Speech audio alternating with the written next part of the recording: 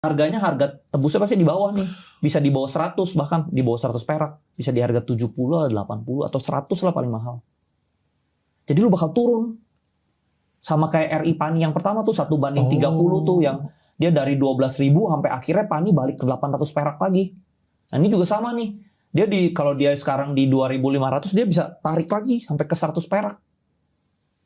Tapi nggak bisa dijual kalau lu udah convert obligasi. Berarti bisa dibilang kayak gini, ini bener nggak sih logikanya? Agak unik memang, agak unik nih, jarang banget bro yang pakai ini. Tapi si orang Cina ini, dia udah sering melakukan ini di China sana. Kalau di China sana katanya normal OEK ini. Di orang Indonesia tuh nggak terbiasa dengan sistem OEK ini. Makanya ini hal yang baru. Tapi orang Cina kan auban, pokoknya dia maunya begini gitu. Padahal orang-orang udah bilang lu RI aja seperti biasa. Dia nggak mau, dia maunya OEK. Gitu. Oh, apakah itu sebuah news yang surprising buat lu juga waktu itu keluarnya OEK? Gue nggak surprise. Sebenarnya gue udah tahu dari sebelumnya. Tapi gue surprise itu market reactionnya tuh senegatif itu. Senegatif itu. Gue nggak tahu bahwa itu senegatif itu.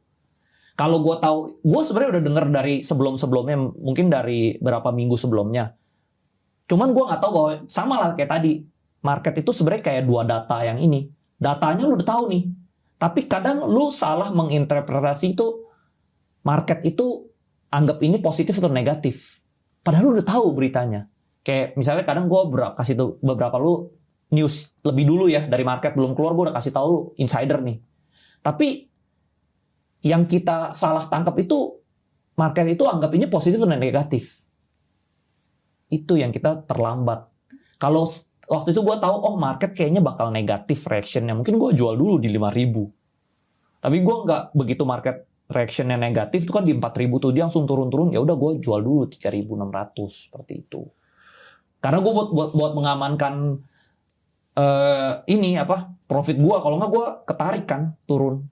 Daripada gue ketarik turun, mendingan gue lepas dulu gitu. Nanti kan gue bisa beli lagi di bawah gitu buat jaga-jaganya. Jadi kalau ARB itu signal gue sell. Yang menariknya ini gini bro ya, soalnya kan misal 1:20, yes. Artinya kan setiap satu lembar lu boleh tebus 20, yes. Kayak gitu kan. Betul. Misal sekarang harganya 2.000, yes. Misal sekarang harga 2.000 ya. Kalau misalnya sekarang ini harga 2.000 dan ini 1:20 dan untuk satu saham yang lu tebus adalah harga misalnya 100 perak gitu kan. Yes. Berarti kan bisa dibilang 2.000 banding 2.000 gitu. Iya. Bisa dibilang. Iya, betul. Artinya apa? Artinya kalau misalnya orang tuh punya duit 100 juta, dia harus tebus 100 juta lagi. Betul. Nah, kalau misalnya gue ngeliatnya ya, bahkan bisa 100 atau 200. Soalnya kalau misalnya harga 200 perak. Iya, yes. Kalau misalnya harga 200 perak, atau kalau misalnya harga sahamnya turun lagi, gitu kan. Nih Leon pinter ya, cepet dia nangkepnya.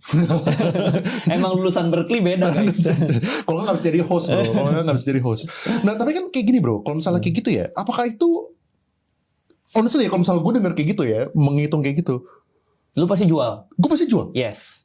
Nah, gue gagal menginterpretasikan si market itu reactionnya apa. Iya. Menurut gue waktu itu reactionnya bakal netral. Ngerti. Gue nggak nyangka ternyata negatif. Ngerti. Maksudnya gini kayak jadi sama kayak si Pani tadi tuh. Gue pikir ya oke aja, bahkan positif kalau Pani. Ternyata marketnya kan global gini, jadi orang ada yang sell. Iya. Gitu. Soalnya artinya apa? Artinya kan orang-orang yang punya duit 500 juta, mereka harus tebus dengan 500 juta lagi nih. Ya, betul. Artinya most likely ya orang banyak yang jual dulu. Orang nggak punya duit sebesar itu gitu kan. Yes.